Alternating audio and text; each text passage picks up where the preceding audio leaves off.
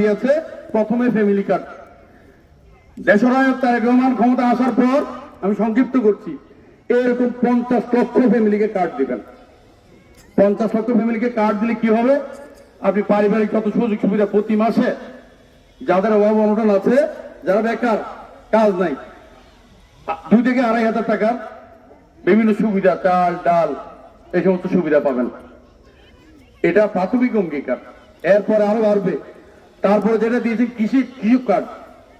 আমাদের এই বাংলাদেশ কৃষি নির্ভর অর্থনীতি, এই কারণে আমরা এই দেশের মানুষ ভাত খেতে যেহেতু বাঁচি কৃষি নির্ভর অর্থনীতিতে, তো সুতরাং কৃষি কার্ড দিবেন। কৃষি কার্ড দেওয়ার যে সুবিধা, ন্যায্য মূল্যে কৃষকদের যত কীটনাশক থেকে শুরু করি সুলভ মূল্যে সকল আপনার কৃষি পণ্য আপনারা পাবেন।